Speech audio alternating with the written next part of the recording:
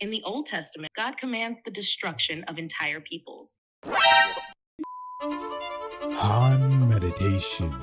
Hey guys, as you can see, I have all these journals. The link will be in the description. Hello guys, I am Han. This is Kelly. We are Han Meditations, and we are back with another video. Now, we previously did a video seeing if there are any contradictions in the Quran, and the consensus was that there aren't any. There's maybe some little nitpicky things that people want to try and say are contradictions, like the river and the wine, that actually doesn't make sense if you truly just use your brain and think about it. But we're going to actually go ahead and do this for the Bible and see what the Bible has to say. You ready to use our brains today, Kelly? Let's go. Or should we have AI think for us? Hello, ChatGPT. I have a question. In your unbiased opinion, do you know of any contradictions that are in the Bible, the Old and the New Testament? If there are any, please let me know what these contradictions are.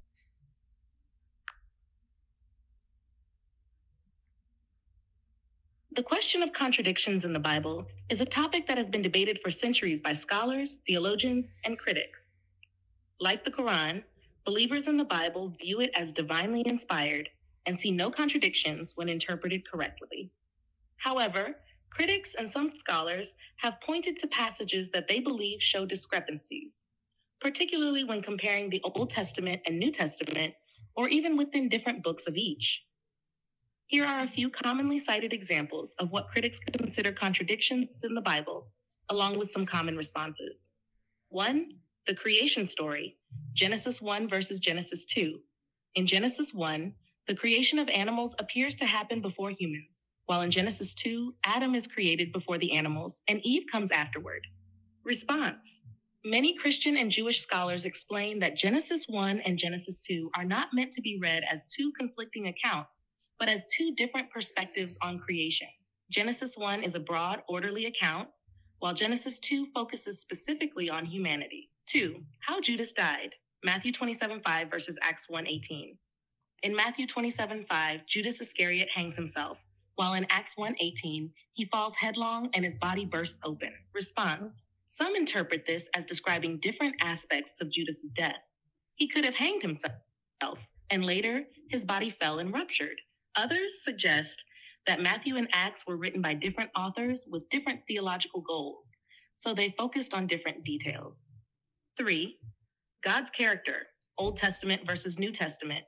In the Old Testament, particularly in books like Deuteronomy and Joshua, God commands the destruction of entire peoples, which can seem at odds with the New Testament depiction of God as loving and forgiving, especially as described by Jesus. Response. Christians typically argue that the Old and New Testaments reflect different covenants between God and humanity.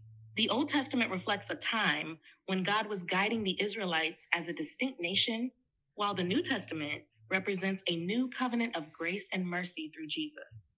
Genealogy of Jesus, Matthew 1 versus Luke 3.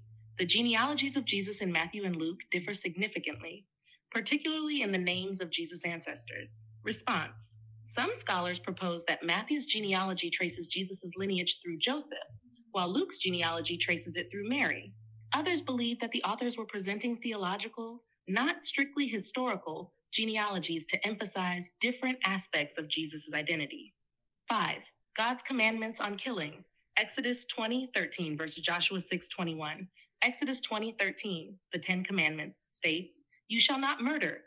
Yet in Joshua 6:21, God commands the Israelites to destroy the city of Jericho, including men, women, and children. Response. The distinction between murder, unjust killing, and killing in war or as part of divine judgment is often made by biblical scholars.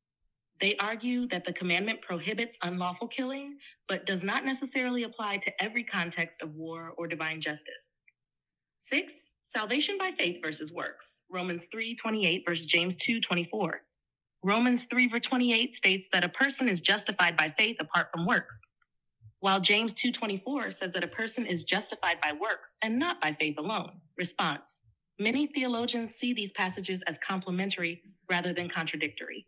Paul, in Romans, emphasizes that salvation comes by faith, not by following the law, while James stresses that genuine faith naturally results in good works. Both are seen as part of a fuller picture of faith in action.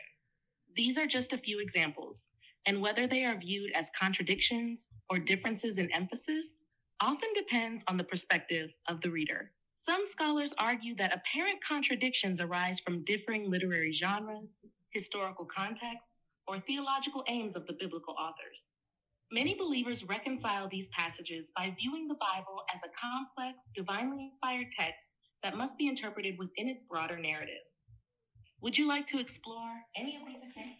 I mean, just how it said right there, it seemed as different aims or points of view by the different authors of the biblical text, because that right there to me is kind of an issue, because what it's basically saying is that different people wrote the Bible, and it's just they're putting their own opinions in there. Yeah. And that's the difference between the Bible and the Quran.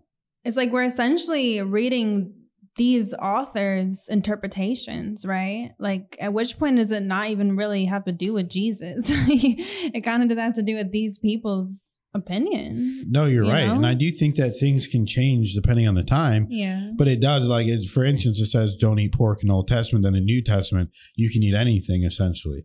So it's just kind of like, is that what Jesus said? Is this what the person said? Or is this just what the author said that Jesus said? So whenever you really think about the whole situation, whenever you look at all the different books and you take yourself out of the situation and you just really just come from an unbiased perspective, you get to the point where you realize that it's just too many people. It's been touched by too many people. It's been edited too many times. It's been because at least with the Quran, you can understand and say, hey, this is exactly, it's too human. Hey, this is the book of this person. This is the book of that person. They wrote whatever they wanted. Yeah. Then this person can write whatever they want. And then it all happened like years upon years after the death of Jesus. So it's not even like this was Jesus himself that wrote it. It's not like a prophet wrote this. This is just random people essentially writing in the da-da-da-da-da-da-da. So, yeah, I can totally understand the appeal of the Quran, and because at least it doesn't have those problems that the Bible has, in my opinion, and anyone that has common sense can see it. This is an issue. Yeah, I mean, these, I can't even lie, like compared to the contradictions that we went over just in the previous video with the Quran, I mean, and it said these are just a few, I mean, these are pretty significant differences. I mean, the death of Judas, like one it's saying he hung himself, one it's saying he fell and his body burst open or something. It's like, oh, but maybe it just both happened to happen. And one wrote about that and one wrote like, really? He happened to fall down and he happened to hang himself. I mean, come on, what are we talking about? So that's pretty significant differences. And I think it's something to definitely absolutely keep in mind. Oh, for sure, Kelly. So, that was an interesting video. So I'm so glad that we're learning all this stuff. And each video, it's like we learn something new. It gets a new concept and we can just learn together. So thank you guys for being here with us. Thank you for watching, subscribing, watching the video. That's all you need to do. But thank you to people who donate, even if it's $1, $2, 1 cent, $100. We see every single message and it brings joy to our heart. And we need it more than you realize to keep this channel going sometimes. So thank you guys so much. We love you and we'll see you in the next video.